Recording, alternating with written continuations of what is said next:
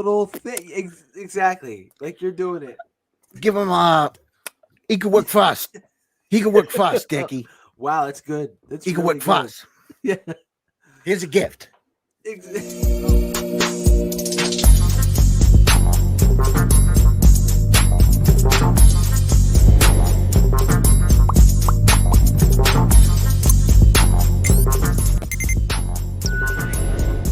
Dude, I am fired up. I'm fired up. I mean, oh my God. Just kidding. It's not muted. Yeah, this Ladies is and extremely exciting to cut Chris Wylde Wow. off. Go ahead, Chris. gentlemen. Go ahead. No, I'm just going to say I'm Chris Wylde. This is Zach Connor. And we're reviewing The Many Saints of Newark. Holy shit. I mean, right off the bat, we got to let everybody know that this is going to be spoilers heavy.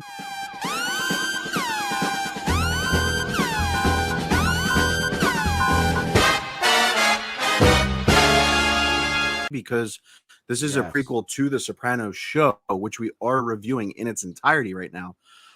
So everything that happens in this movie, you've already seen within the show. If you haven't seen it in the show yet, obviously, Chris and I recommend go back, watch The Sopranos, watch our reactions and reviews that we've been doing on Sopran'Bros. We have 3 episodes up so far, and here we are now with The Many Saints of Newark. What a movie. Again, right off the bat, there's going to be spoilers, and I'm not going to give a rating until the end, but this was an excellent film. Yeah, I'm like, dude, I got to tell you, completely blew my expectations away. You know, obviously, I agree. Like fans of the show, like obviously we're going to feel a little bit more passionately about it. But man, there's so many things I want to hit here that I mean, not only does it do Sopranos fans justice, but just like as a movie altogether, like it was, I thought it was so good. I thought it was excellent. There's very little that I had to complain about. There is a couple things. There's one major thing that I have to complain about here. And look, we haven't talked, me and you, we have not talked about this since either one of us have seen it. Correct. Yeah, so I'm interested on what your take was. And again, if for those of you that are interested or have watched the Sopran'Bros, you know that we usually do a deep dive, which is scene by scene interpretations of right now 3 episodes. This is a little bit different. This is like an instant reaction, so we're not going to go scene by scene. We won't do that later. But this is just me and Zach's basic reaction to this film. As again, we have not talked about this, so this is the first time that we're actually talking about what we thought of the movie. So first impressions, that first scene to me was, I mean, it gave me goosebumps right away. First off, what did you think? Your prediction, spoilers, whatever you had called it, on Sopran'Bros episode 2, I think it was, about Christopher narrating, was on the money, and I'm extremely happy that it was true and on the money, because Christopher is fantastic. The opening scene was phenomenal. It gave you a brief history on real life characters as far as within the graveyard, like real life mobsters, along with characters within the show universe, and it kind of brought you up to speed. Soda sorts. I'm stoned. Soda sorts. What's soda sorts? Soda sorts is a new thing. It's like extreme soda sports. By the way, we don't drink soda. We drink water. Yeah, fuck soda. But I mean, I'm gonna go with my negatives first. I'm gonna get my negatives off my chest, because they're not even real negatives. The main thing, my main thing about this movie was the script. I actually thought that, like, my initial thought immediately while watching the movie is, this is Goodfellas of 2021. This is in that stratosphere of amazing mobster movies. And when I think back and look back, some of the scripting, there were a couple moments within the movie where it felt very Vin Diesel-ish, if I can say that. And I know that's going to piss a lot of people off. Yeah, it kind of pisses me off a little bit. I mean, what you mean by that? So some of the dialogue back and forth was the most pretentious, predictable, dumbass mobster dialogue that you could come up with. And it felt like, especially when they were in Satriale's and you had You know, you have the boss, you have the guys counting money, similar to what we've seen in The Sopranos, but they're doing it in their 1967 version. And some of the things they were saying were like, all right, we get it. You guys are like the funny ones. It was just lame dialogue where when David Chase did the show, there was never, if anything was lame or corny, it was meant to be lame or corny. It wasn't bad writing. So that's my biggest thing with this. Well, I can understand that. I want to go back to that first scene. Okay. And the way the movie starts out. And I was wondering too, when they said that Christopher was going, and we actually talked about this in the Sopran'Bros, like you said, episode 2. We wondered, like, how are they going to make this work? Like, Christopher got killed by Tony at the last season. How are they going to, he's dead. So how is he going to narrate? It doesn't make sense. How they did that, I thought was just like excellent. In the graveyard, as you walk by, like you're the viewer walking by each gravestone. Ain't no grave can hold my body down. Get it? You got more? Go ahead. Ain't no grave can hold my body down. So you go by the graves, and ain't no grave can hold my body down. There ain't no grave can hold my body down. And you just witnessed the first episode of Sopran'Bros karaoke. There he goes. But you 3, 2, 1. But you walk by the gravestones, and all the gravestones are talking. The people that are in the graves are talking. Correct. They're just talking. It's you like walk by one, it's a female, blah blah blah blah blah, my ass, whatever. Yep. And then you get to my ass, Bob Moran. There you go. One more. You got another one in you. And then you get to Christopher's, and he's talking about the Sopranos. Yes, like, you know, mid and post Sopranos. Yeah, and he's like, and he gets to a point where he's like, they show little Tony, and he's like, fuck, he was a little fat bitch, fat ass bitch. Yeah, 1960s Tony, and he's like, there's my uncle, and at one point he's like, he smothered me to death. Yeah, you know, and it hit. And you fucking felt it, and you're like, fuck. Yeah, like, holy shit. So I love that. The part of it was like it was basically like 2 episodes of The Sopranos. That's what the movie was. The first part, two big episodes. Like the first episode was like the 60s. You got Tony, he's just a little kid. And the major character in this is Dickie Moltisanti, played by Alessandro Nivola, who I thought, dude, David Chase, man. The casting for this was David Chase, man. David Chase, yeah. It was superb. It was, I mean, who do you think, honestly, who do you think the best cast and best acted for their character was? Legit. So, I know who I want to say, but I know who the real answer is going to be. Okay. I want to say Junior. I want to say Junior Soprano, right? Yes, sister's cunt. Yeah. Corey Stroll. But honestly, it's Alessandro Nivola as Dickie Moltisanti. And I'm going to tell you this because there were times in this film where I saw Christopher. Yes. You can tell he's had to have studied Christopher. Yeah. There were things that he did. There was it was just the way that he acted about things. I saw Christopher in there.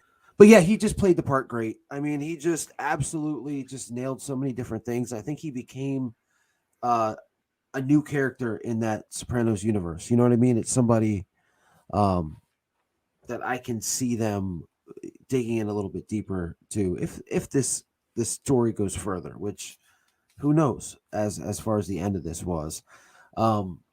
Should I go ahead and give to you like my biggest caveat, like the thing I hated the most about this? Before you do that, I want to actually give you who I think was the best cast and best acted.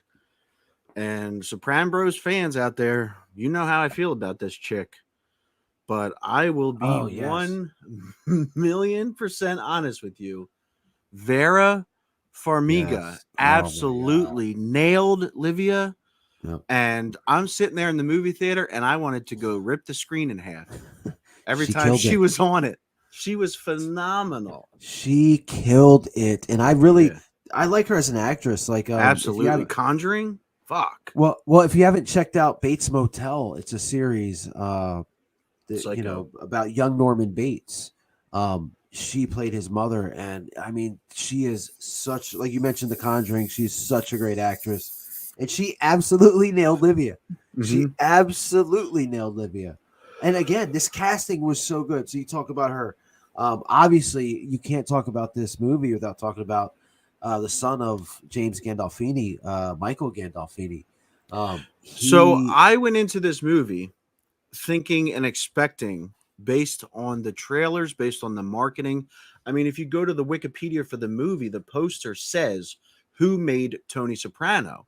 yeah, I honestly wasn't interested in a full Tony Soprano movie, which is why I was pleasantly surprised, because really it's a Dicky Moltisanti and yeah, Junior movie yeah, with Tony. And like you said, we don't get Gandolfini's son until like the second half of the film. yep, But however, the kid has it. And I don't mean he just has it to like play his dad. Like he has it yeah. as an actor, he has a presence, and I can tell he's got it to like snap like his dad does. Yeah, Like and that's the thing. That's the thing that you said. Like he wasn't playing like a parody of Tony Soprano. Like correct. he was acting, and it Yes. just so happened because he's his son, he looks like him. Correct. That Yep. parts of that came out, and that was I was just like blown away because, like you said, I was like, man, this kid's like got something here, and he just did an awesome job Like as I as think young about Tony. when he was in his bedroom listening to the with the hot speakers right beside his ears. I was Yeah, thinking back to Tony on the episodes like right before spoiler alert for Sopranos, where he has like his anxiety attacks while he's driving, but he's the happiest motherfucker in the world. He's got like his 60s music on and he's yeah, driving and he's like, tapping the car, and like yep. I can picture that scene. I can picture him now what he looked like back then, and Yeah. it's what his And son looks even like. and even season, Whoops. like I think it's 5 or 6, he was in the movie theater, his own theater, and he had the Yes. music blaring. He was like music was like his thing. Hmm. But as you bring up like scenes from the series kind of mirroring the movie, I marked out huge. They redid the scene that they did in the series of when young Tony saw that guy getting shot outside the Hmm. carnival, Yeah, and I was like, "Oh my god, like this is perfect!" Like it because they is. couldn't have left that out because that was the first time Tony really saw his dad as a mobster, and they recreated that with those characters flawlessly. Now I And I want to was go like, into that because I honestly think that John Barenthal was completely wasted in this film. "Oh man, dude, I liked him here. I Yeah, really you did." liked him, but like what impact did he have? He barely had any lines. They did all the makeup job on him. They gave him the fake hair and all that. I don't think they used Barenthal to his maximum potential, is my point. So here, oh man, so this is where we disagree a little bit. I agree they didn't use him to his full potential because this was a story about Dickie. Now they can go further if they decide to go further with Mhm. him. Now that Dickie is dead, spoiler alert. Um, but I thought he played the role of Tony's dad like perfectly. Like you could see parts of older Tony in I'm not Barenthal, the way he disagreeing was with that. freaking out. Like now Yeah, his role was not to be the star. I His also role, understand that. Yeah. but he could have definitely been the star.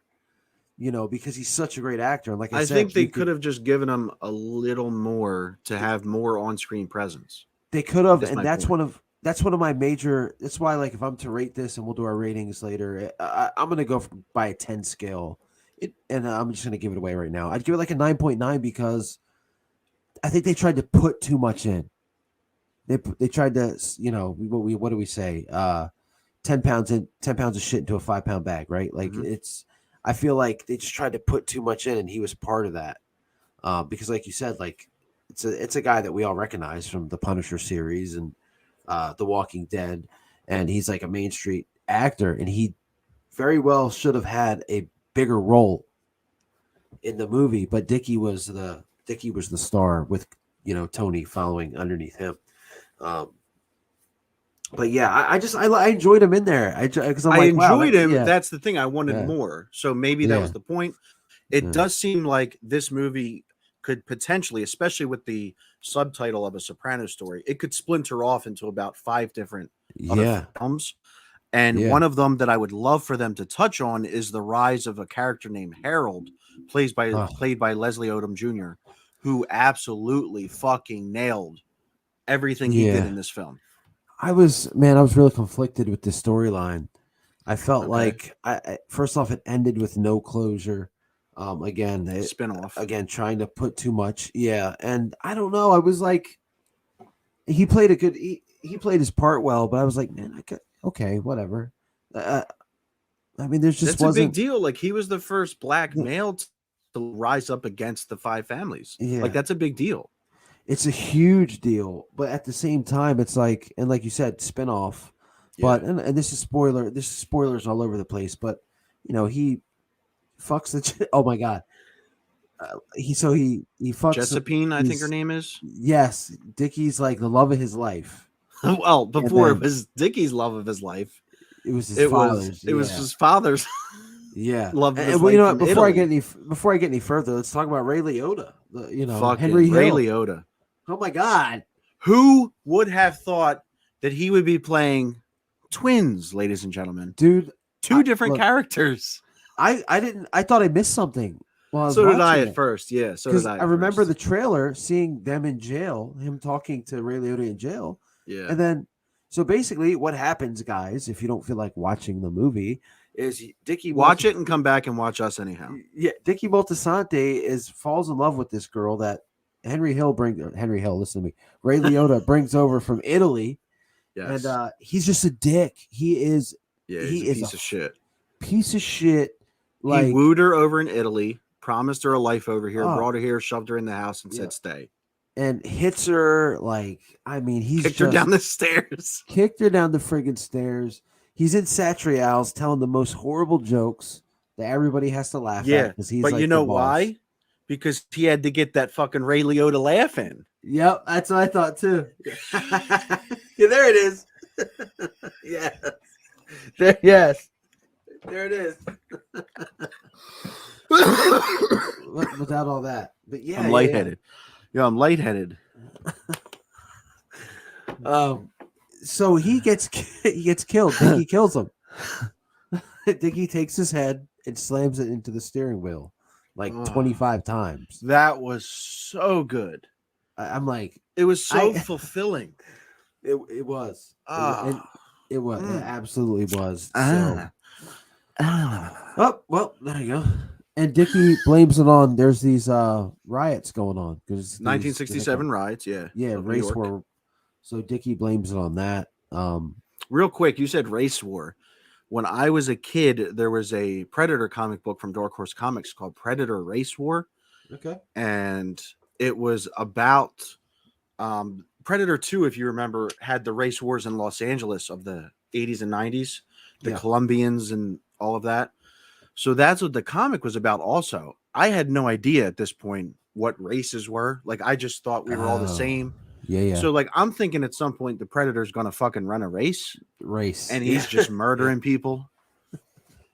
So that's all I have to say about that. I mean, hey, I don't know. I don't have much to follow up with on that. I definitely agree with you. I thought race, when I heard the word the first time, yes, I thought it had to do with running. Yeah. Like, fuck. Like, I don't get it. But Ray Liotta absolutely kills it. And he's went on record, I'm sure you saw this, where he said he turned down doing The Sopranos originally, the show. Thank God. Thank God, yes. Yeah. Because he was like, I don't want to do another mobster thing. And if he had done it, that show wouldn't have lasted a season. Not because he's bad, but because it would have been, oh, this is a Ray Liotta mobster thing, but done and over with. How stupid is that of him?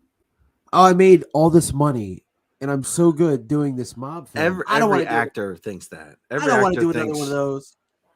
It's an art form. I don't want to do another one of those. It's an art form. What has he done? What did he do other than that? Fucking nothing.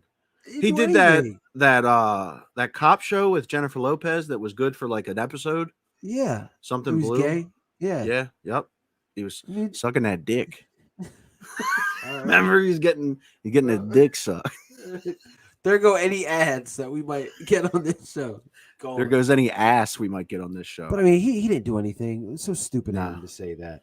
It was But very it was great to see him in this film, and he looked kind of yeah, jacked for being an old a dude, to little be honest bit, with you. yeah, yeah. Yeah. So he gets killed, and then Yep. Dickie goes to see his twin brother In in prison. jail, Yeah. who killed the main guy, and everybody disowned him because he killed the main guy. So now here's Dickie, who killed the main guy, Yep. and there we go. And he senses it. But the thing that I brought up was, man, one of my favorite scenes in this movie, and we'll get to our favorite scenes, but the visual that they did here, visual videography, was so good when they. So he finds out that his, the love of his life, messed with Harold, or had sex with Harold. Yep. He freaks out. She they're on the tells beach. him. Yeah. She does the thing where she's like, "Look, I was with another man." So he flips out. Yeah. And she's like, she does the thing you don't do. She's like, "And here's who it is. Here's who I," and he's like, "What?" So yes, getting to what you said, it's beautiful scene. He kills her, and like he's so conflicted after he kills her. You see him conflicted, but you see her body just floating in the background, flipping in the waves. Like, I mean, dude, it was rolling with the homies. There you go. I know someone that'll love that. But it is, dude. It was Thank you just for that.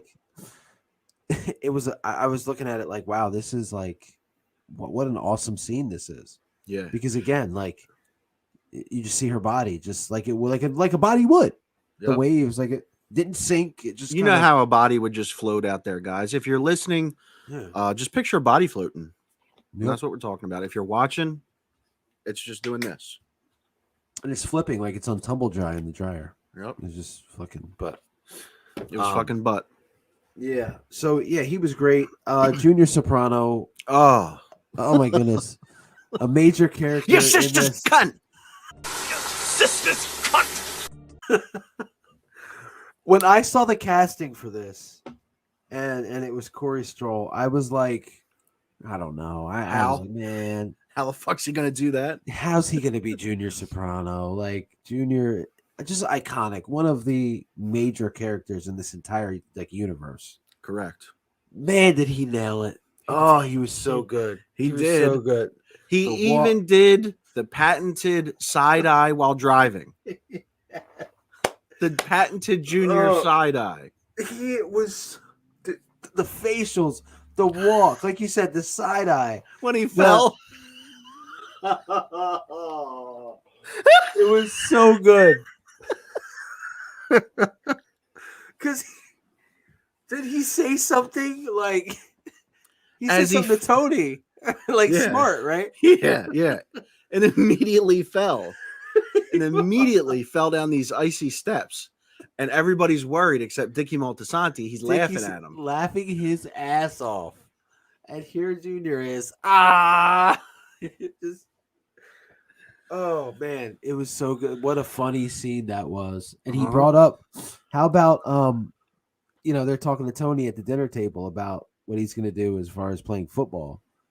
And he says the famous line. Tony's still a fat fuck here too. Yeah, and he says the famous line. He doesn't have the makings of a varsity athlete. I clapped. It was so good. Like it was just so well done. Yeah. Getting that essence of Junior, like, and how I didn't think they were going to be able to do it. I honestly didn't. I didn't either. Because you're trying to get the essence of a guy that was in his 70s at the time. So like, how do you play a younger version when there isn't one to have seen? You've only seen the old version, and they fucking nailed it. Well, and he was stylish, by the way. 1967 Junior Soprano, stylish. Yeah, yeah, absolutely. He was what they call the drip king. Back then, he was. Speaking of styling, speaking of styling, how about Syl?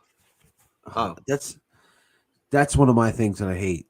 Okay, we're gonna talk. That's the one thing I hate. I'll hold off on that for right now. Nah, fuck that. Let's get to it. Let's get to it. I mean, look, dude.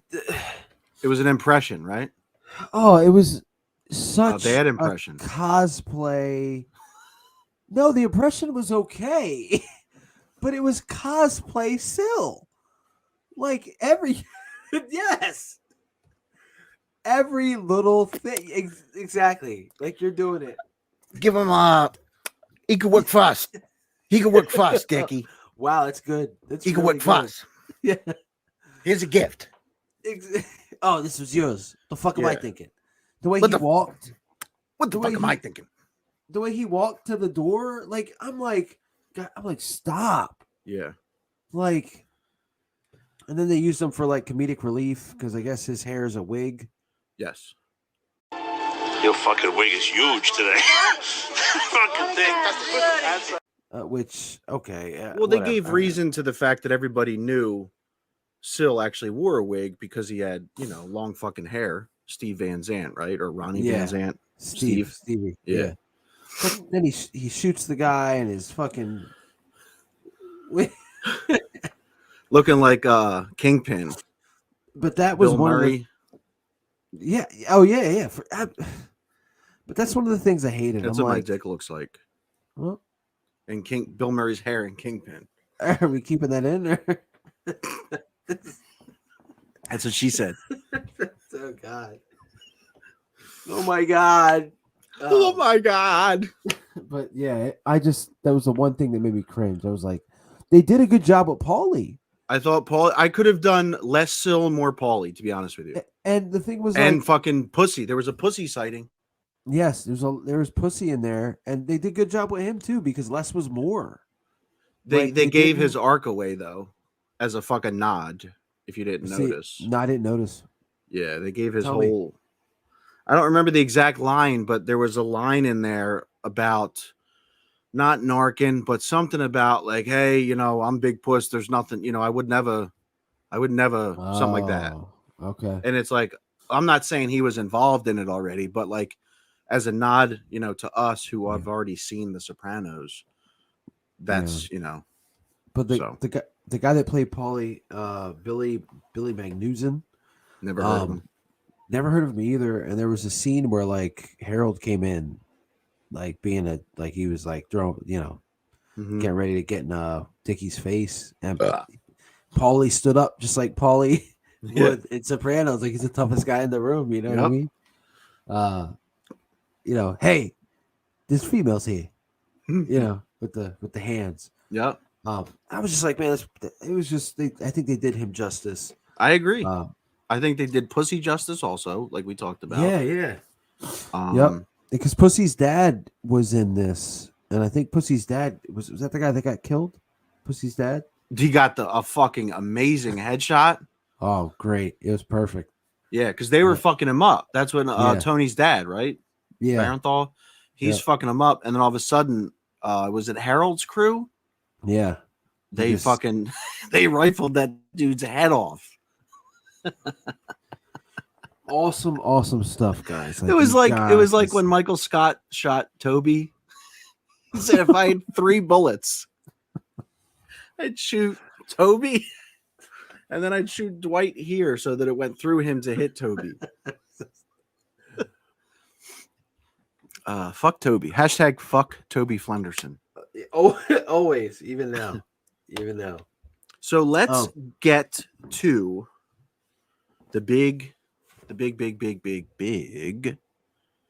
ending.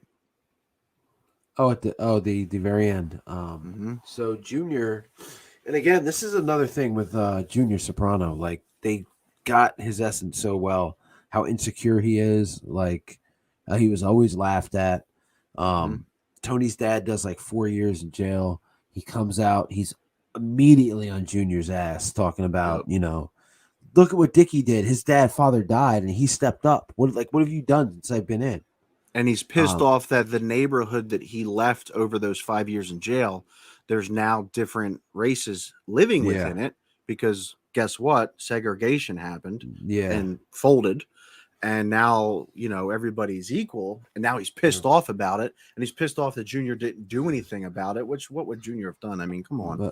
But Junior, so he's insecure about that. He falls down. He's laughed at by Dickie. And me. And everyone, the world. Yeah. But Dickie is such he wants to be Dickie. Like that's who he wants to be. And he can't be. So this blows my mind, and I haven't looked at any sites. I haven't read anything on Twitter or social media, but there's a scene in The Sopranos. I think it's season 4, maybe the first episode. I might be wrong. Um, where Tony gives Christopher the name of the cop that shot his father, Correct. and he tells him, "Yeah, he was bringing home a crib for you." And this Yep. cop shot him, and it's because the cop was degenerate, owed money, blah blah blah. So Chris ends up killing the cop and thanks Tony for that for like the rest He of the gets series. he gets revenge for the cop killing his dad. Well, that's not what fucking happened. No, That's not what happened. not So, even close. So first off, Ray Liotta's character, second character, Sal, in jail, tells Dickie to stay away from Tony, who idolizes Dickie. Mm-hmm. He says, if you want to do this kid a favor, if you want to get him a gift, yeah, stay the hell out of his life. So he does. And then he finally gives in to meet Tony at Halston's, which is where Tony's in his teens now. Yeah, and that I loved how they went back to that too, because that's the place that, you know, whether you, I don't know what your thought on the Sopranos ending was, but Tony met his fate at the end of that series. So they're in there, and he's just kind of hanging around, and fucking Dickie gets shot by somebody because of Junior. Not in there. No, it was at his house. He shoots him, and you come to find out Junior set that up, which to me, it's just, there's so many questions. Like, did Tony know? Like, who knew? Like, how'd the cop come into? There was no crib that was coming out of the, like, what? So a lot of unanswered questions there. But you see Tony they're at the funeral. Before we go to that, what a cameo by Carmela in this. What a great scene that was. As Tony, that's when he first flips out. Yeah, and Carmela, and it's funny, like, she looks at him. She's got that look, like, first off, she's enthralled with him. Yeah, she's Obsessed. a cheerleader, little whore, and then he's fucking tall, larger than life. He's starting to get that. Yeah, yep. And the guy keeps giving him shit about not being able to get beer, and he says that in that Tony Soprano voice and What'd facial. you just fucking say to me? Yeah, and then it's on, and she ends up getting hurt by him. Yeah, she's like, get off, and he's like, wham. So it kind of, not that I can do that.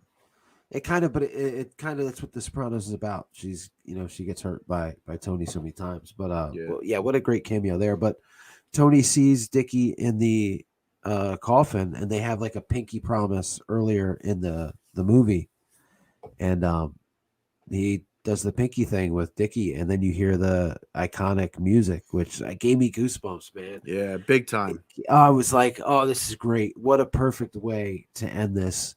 And the theme song plays. I think that symbolizes, okay, now Tony is Tony. Yes. Now he went from being this kid to, and you kind of almost see it in the face. The song is almost Tony's theme song. Yeah. Not the Sopranos song. Yeah. You know what I mean? Absolutely. It just like perfection, just absolute perfection there. So I want to back up a lot, because you covered the entire ending, which was a long, like, except for one thing. Okay, go ahead. Except for one thing in the ending, I didn't. Okay. So Christopher narrates throughout this whole thing, mm-hmm. and at one point, this is what I loved, because I felt like Christopher's death in the series, I felt like there was no closure there. I agree. Like, I always wondered, like, man, what did Christopher think? Because he was being suffocated by his uncle, and he was very bitter about it, as he should be. But at one point he says, "Yeah, there's my uncle. He would one day give my wife and baby his pocket change." Yep. He says that, and then the very last words in the movie is him saying, and there he is, Tony Soprano, the guy I went to hell for. And it's like, holy shit. Like, we all knew it, but like, Christopher's in hell. Oh, of course. Yeah. So, and that was the end. It was just perfect. So go ahead. Well, there was the Harold scene. Harold was technically the last scene. Yeah. Mid credits. But I didn't think there was anything to the scene other than the fact that they wanted you to remember him last, because it's Leslie Odom Jr. He did a good job. He's probably getting a spinoff. Yeah. So back it up to Back it up. Back it up. There it is. Back was waiting it for up. It was Tony. My opinion. Nah. It was Tony. And the pinky promise, I think he took his ring because Tony always had a ring. If it wasn't that one, it looked exactly like it. Yeah. In the series, Tony had that pinky ring. I think he took it in that moment. I think he did the pinky promise and took the ring. Yeah. And took the reins, so to speak, is my opinion. Yeah. I can see that. But I don't think Tony did it. I mean, because you heard a guy on the other end of the phone say it's done. Tony wasn't a killer yet. Not until that. Not until that happened at the end. Dickie abandoned him. Yeah, I still don't see. It was his hero. He was waiting there with that fucking chocolate shake at the end. Exactly. He had to kill them. He's killing the maid guy. Dude, I don't see it. I don't see it. But going back, what's your favorite scene from Well, this? who do you think? Like, don't just say you don't see it. Give me your thoughts. We're talking. I think Junior set it up. I think it was just a random guy. It was just one of the crew. Yeah. So you're telling me it's just a random guy and Tony believes that it was a cop, or Tony just goes along with the fact that it was some cop? I think Tony did that to get Christopher's trust. He knew it was no cop. He knew that the cop didn't kill Dickie. He just at that point exactly. But what does Tony know at that point? I don't think he knows anything. I think the only person that knew was Junior and whoever killed him. And you saw the guy. It looked like Junior almost, but it wasn't him, obviously, because somebody called Junior and said it was done. But I think it was Junior. Junior set that entire thing up. I don't think anybody really knew. And Tony in that series to get Christopher's trust. Hey, I know who killed your dad. Here's his information. I get that part. Yeah. I don't think it was a random guy. Yeah, I don't know. I don't think it was Tony, but I think it was David Chase's nod to the fact that Tony got his head blown away from behind, and he starts his killing by doing this exact same thing that ended him. That's my opinion. Yeah, I really don't. The way they built it up, I don't know, man. I don't know. Maybe could have been. I mean, I know you don't think that. That's fine. Yeah. Just tell me what you think. Yeah, I think it was a random hit. I just think it was a random hit. Set up by Junior. Because Junior could not deal with Dickie laughing at him and being what he wanted to be. But favorite scenes, dude. What was your favorite scene of this? Because there's one I got. There's a couple, but tell me yours then, because I don't have anything right off the bat. Oh, my favorite scene by far in this entire movie, and again, it's because being a Soprano fan, I saw in Michael Gandolfini, his father, the most. Livia hears something from the school counselor about Tony telling the school counselor of a good moment between the two of them. Mm-hmm. So she's in an actual good mood, makes Tony food. They're in the kitchen, and she starts telling Tony about these pills that the doctor wants her to take, which is, I guess, like a Xanax or something like this. Like the first version of it. And Tony's kind of pushing her to do it. Come on, Ma. Yeah, I mean, it's like the retirement home speech. Yes, you could see them having that talk that they would in the series. Yep. And she freaks out, and Tony says something. At this point, I saw this and I'm like, wow, this kid, he's like, oh, I'm always being accused. Yeah. And it sounded just like James Gandolfini. And then she follows it up with the, poor you. Yep. And I'm like, oh my God. Like, I was just like, this is awesome. Like, they were both just great in that. I agree. And again, it didn't seem like an impression. It was very, very just organic. And I was like, man, that's the Soprano. Like, that's what the series would be. Tony, like, looking out for his mom, really caring for her, and her freaking out. Poor you. Like, it just. I honestly think that is probably my favorite scene. Like, she blew me away in this movie. I did not expect that. I didn't expect her to have as much material as they gave her. She nailed it. She killed it. I loved her interaction with the counselor, where the counselor could see, oh my God, like this woman, this woman is difficult. Like, the counselor's like, your son's got a very high IQ. And she's like, yeah, right. Yeah. Like, who does that? Like, who does that? Most people brag about their kids. But I think Tony's dad brought a lot of this shit on because when he came home, like she had that party set up, she had food set up for him, and he comes in like hot, you know what I mean? Like mad about the neighborhood, and she freaks out, Hey, I have a question. Dickie Moltisanti's son, Christopher. Yeah. Did he come from Josephine or Dickie's wife? I think it's got to be Josephine because he said that his that wife she couldn't have kids. So why we missed like a huge chunk? Yeah. I thought the same thing. I was like, because he was still with the wife the whole time. Yeah. And she's like, remember Tony was like scaring the baby? Yeah. That I could have done without that. I think that was a little too much of a huh? You see what we did? He's gonna kill him. Yeah. I agree with you. The baby cries, and then the old woman says, "Oh, babies can see things from the afterlife or from the other side." I was like, I laughed out loud at that line because it was so horrible. That's what I mean as far as the script. I did absolutely love this movie. You said 9.9. I'm going to go ahead and give my rating. I'm going to go with a 9.0. Yeah. Just a 9. Okay. I think this movie was fantastic.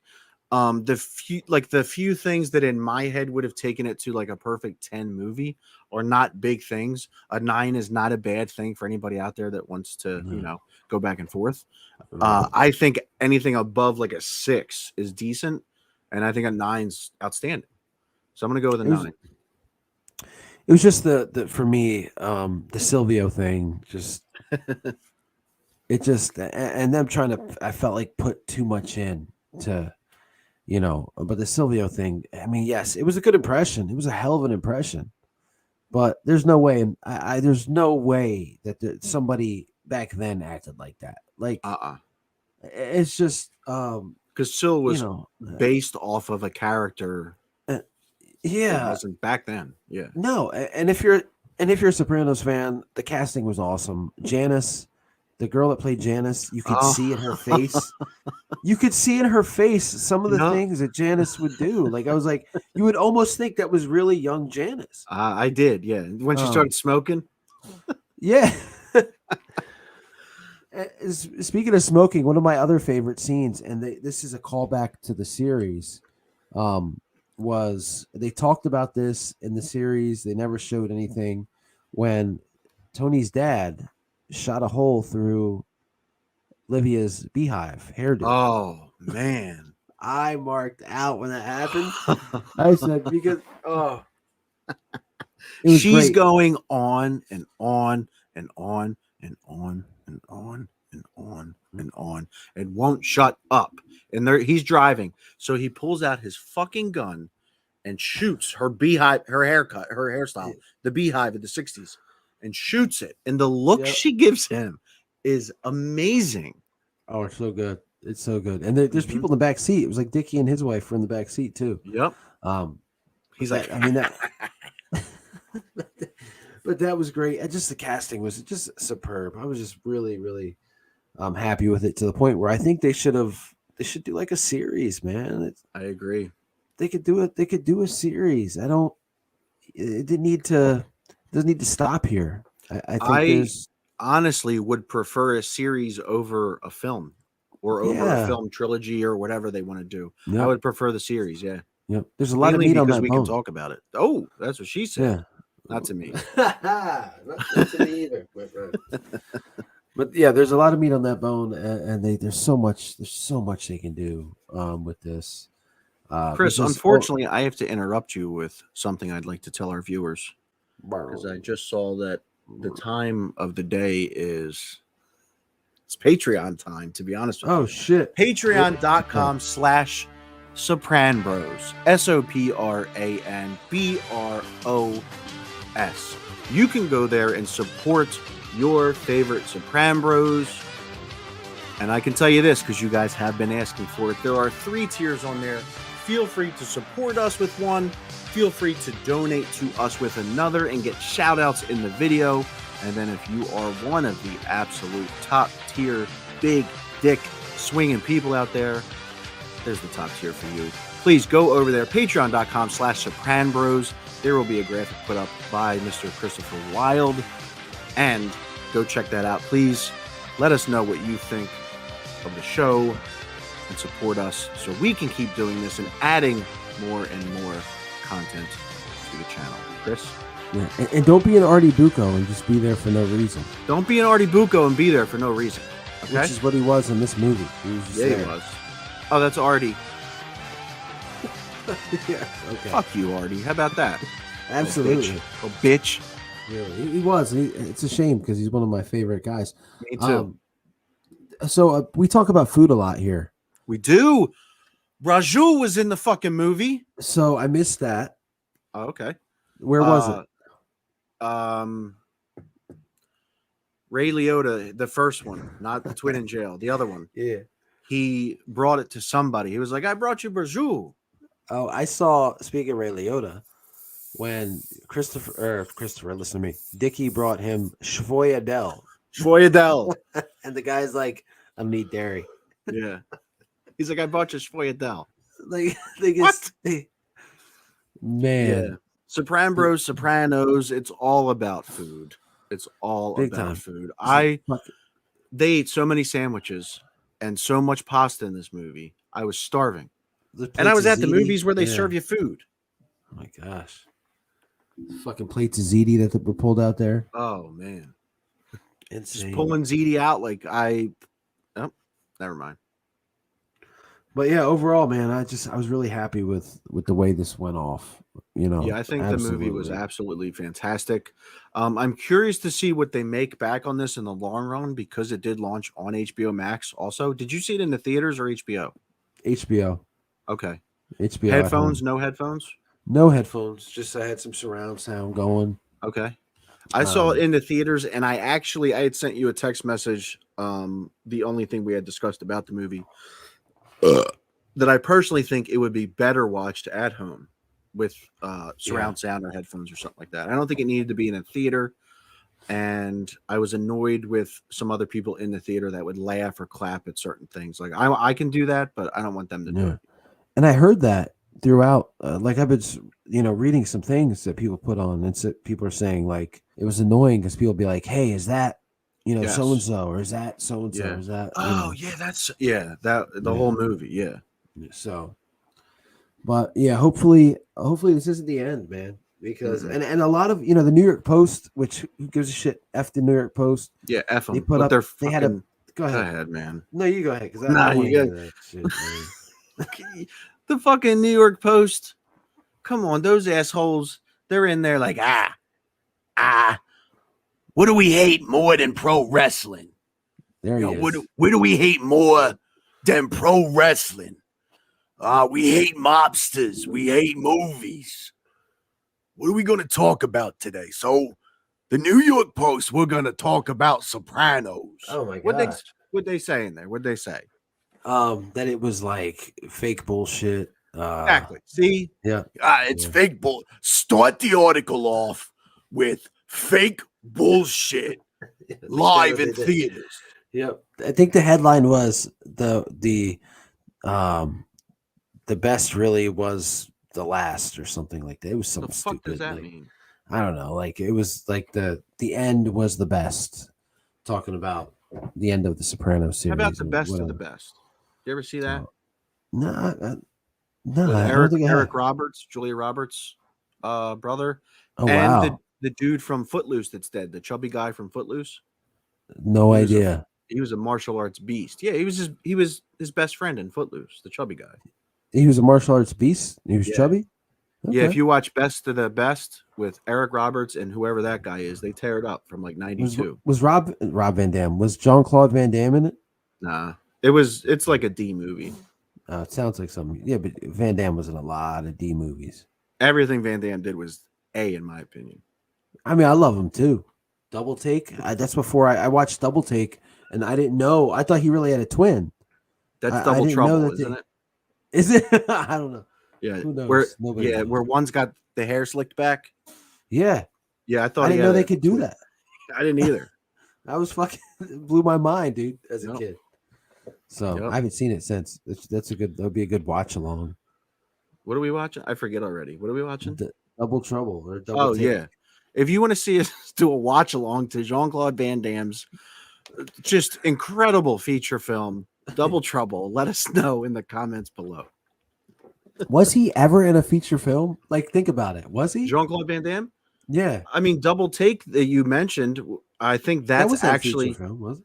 isn't that the Dennis Rodman movie from like No. 98? No. Bloodsport feature film. Okay. All right. I'll give you that. Maybe Kickboxer. I don't know. I know Bloodsport was bigger. No. Other than that, he didn't do shit. Other than that, Universal Soldier. Mm. I think that was the first one, at least. Yeah.